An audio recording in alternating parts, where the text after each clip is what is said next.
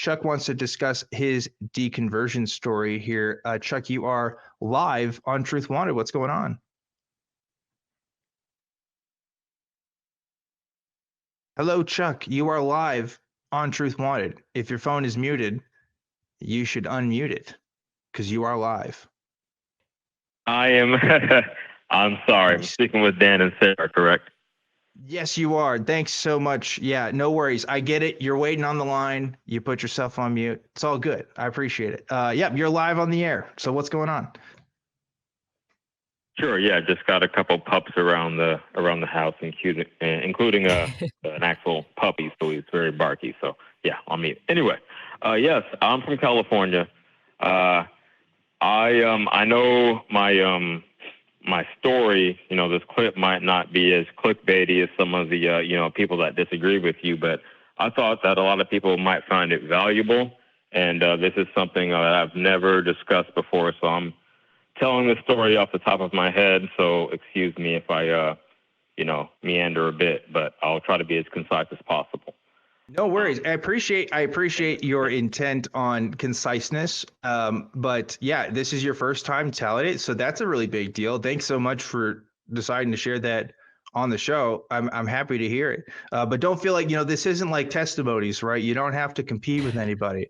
So you don't have to make yours super dramatic. If it's not that dramatic, that's okay too. Go ahead though. No, I mean, it actually is, and I'll try to make it not so dramatic, actually. Okay, but, fair enough. I appreciate that. So, I'm 41 years old now. Hard to believe. I thought I was 20 years old, but yeah, overnight, 41. Now, I'm from Northern California, inner city, and I'm at full disclosure, I'm African American. So yeah, I do think my story is somewhat unique, even in that aspect, but it's not purely linear. So hear me out. Like many young African Americans during my era, I was raised in the church. I'm not sure if they do that anymore, but a Baptist church. And then we kind of went to interestingly, started going to a Tagalog, like a Filipino church in San Francisco, when we moved in with my grandfather after my mother got divorced. So yeah, initially mom and dad were together, and that is significant to the story. I'm not just telling my life story. That I'll tie that back in later. But mom and dad were married when I was conceived, and then got divorced when I was 5. Moved in with grandfather, and then started going to that Filipino church in San Francisco. My uncle was a minister there, and that was good. So I was all in, And then we moved to the suburbs when I was about 10 years old. And I don't know if anyone is familiar with Awana. It's kind of like a Christian Boy Scouts type of thing. Yeah, where you can earn badges. That's a great way to describe it. Yeah, it is like Christian Boy Scouts, where it's a lot of meetings and a lot of pamphlets. Oh, yeah. Okay, and I was, not to, pat myself on the back, but I was pretty sharp. I was in gifted and talented education at that time, so I could memorize stuff pretty quickly. So give me a pamphlet, boom, boom, boom. 20 minutes later, I'm reciting it back to the guy, and he's giving me a badge. So I felt a great sense of accomplishment from that. Obviously, mom was giving me a pat on the back as well, so that was all well and good. Fast forward to teenage years, I started having slightly other interests, and that's when I started questioning things more so, and having important conversations with my friends. One friend in particular, Randall, he was never raised in the church. He had never attended church, and he kind of laid out some things for me that I couldn't make a counter argument to.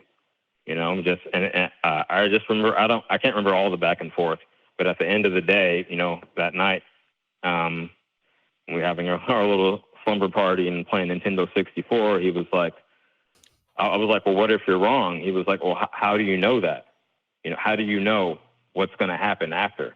That was his, little teenage version of critical thinking. So I was like, wow, I guess I don't know. I don't know for sure. And that really started me on the path of starting to think.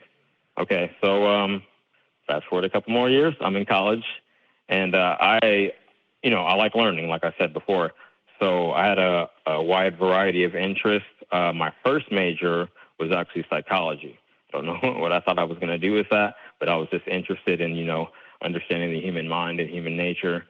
And within that, so that was interesting in itself, obviously, but I was doing GE at the same time. So I had my first philosophy class because that sounded very interesting. Introduced me to, actual logic, not in the colloquial sense, but actual, logical arguments and how they're constructed and all that. And the teacher outright, introduced, a God argument, several of the, classical God arguments in class. And, I had several friends, fellow Christians at the time that I was classmates with, but I couldn't shake it because like I said, I love to learn, so I depended on the logic.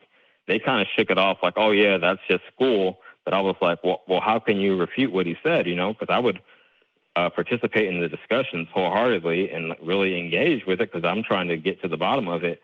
And I couldn't, he made certain, this was 20 years ago, over 20 years ago, so I can't recall the exact, conversation. But, yeah, at the end of the day, again, another case where I couldn't finagle my way around the logic of the arguments that was presented and how all these arguments fell, the ontological, the et cetera, cosmological.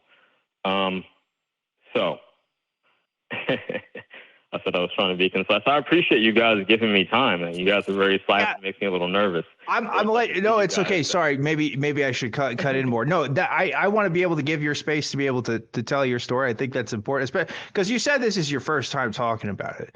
That's a big deal. I'm honored that you're telling me that you're telling like a bunch of people on the internet as well. So I want to give you your space. I'll chime in though. That is very interesting that when you finally came to it where you could examine it academically, right? Where it's outside of the scope of the pressures that come with being in a church environment or in family and friends, where it suddenly becomes a lot harder to justify these sorts of things that you believe. And a lot of people don't have that experience, right? It really is kind of a privilege to even have that experience in today's world, right? I mean, like, a formal philosophy is not something that most humans have ever been taught, right?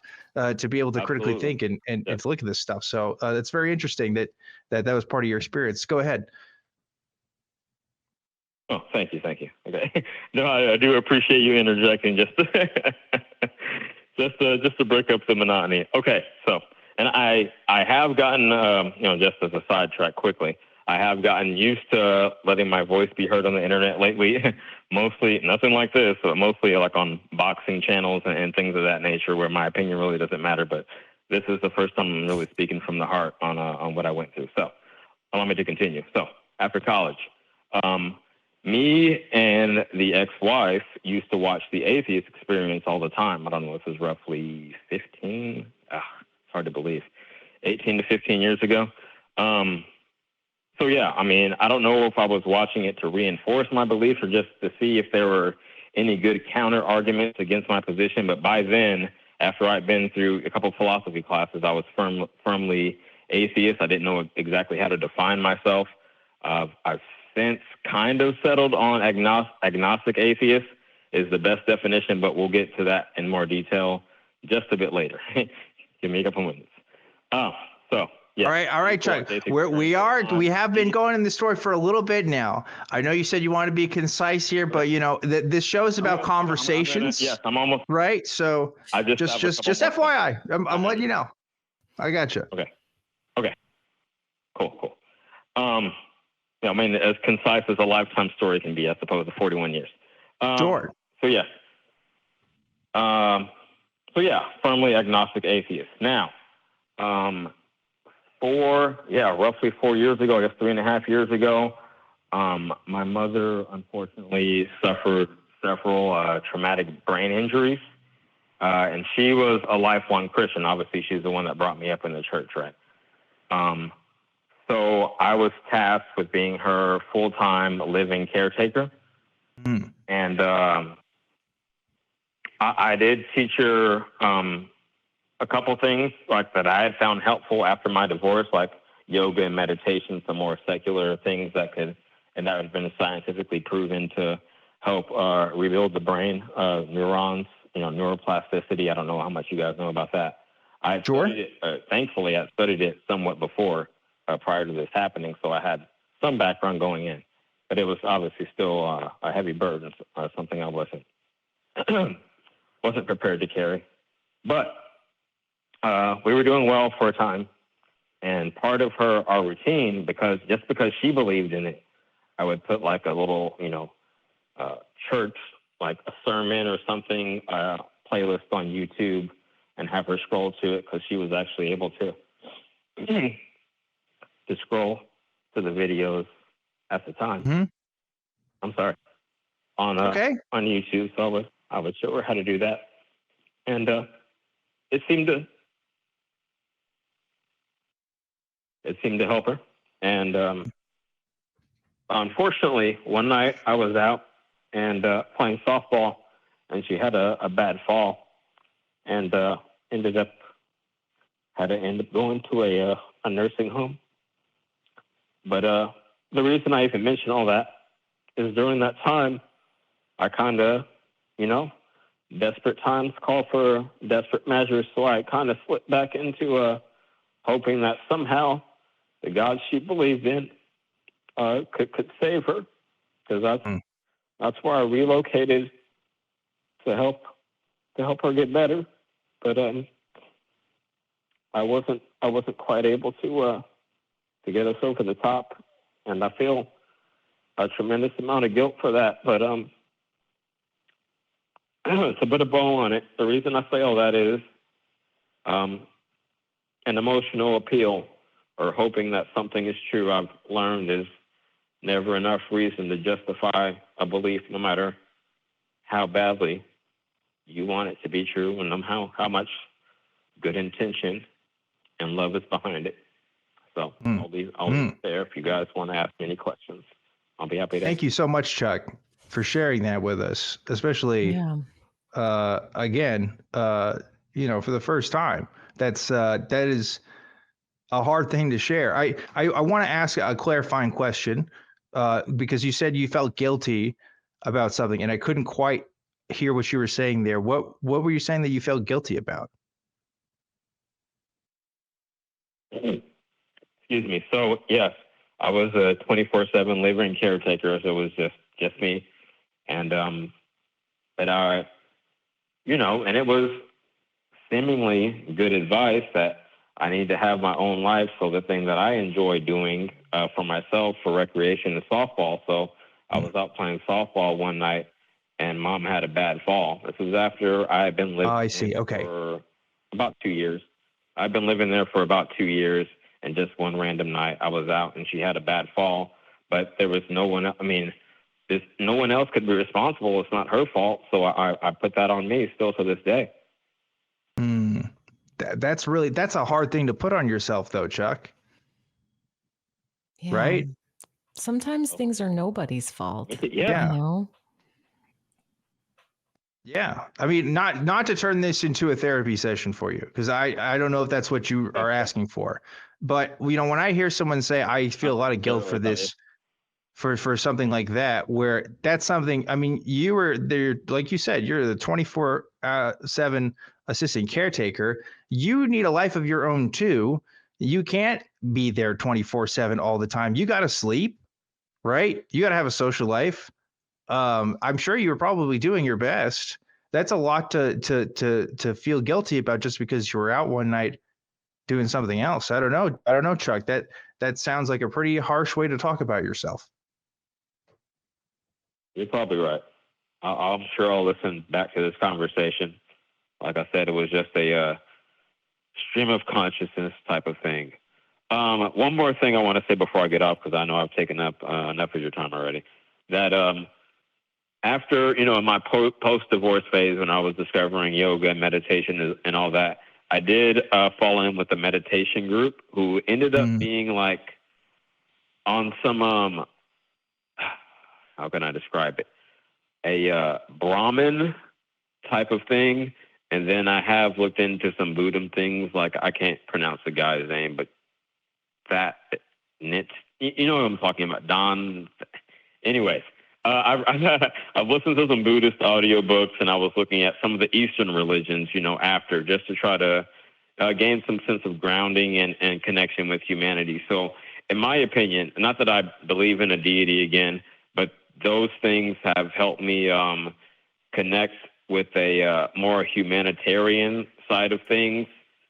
I guess in the spiritual perspective, I'm not sure exactly what I think of all that, given all the turmoil I've gone through lately. But yeah, I mean, I just visited my mom earlier today, so I'm just grateful she's still around, and that I like to believe that my presence has something to do with her enjoying any quality of life at all. So I'll wrap it up there. Thank you guys for hearing me out. That means a lot, more than you know. Hey, Chuck, I'm glad Yeah. I'm glad we could be that space for you. Listen, I want you to do me a favor. I want you to seriously go back later, not tonight, but maybe tomorrow or the day after. And I want you to re-listen to this call. And I want you to hear yourself tell that story again. And I want you to think, what would I tell that person if they told that story to me? And I think that you will find you'll be much kinder to yourself that way. You really will. So I want to leave you with that tonight, Chuck, and let you go. And again, thanks for sharing your story with us.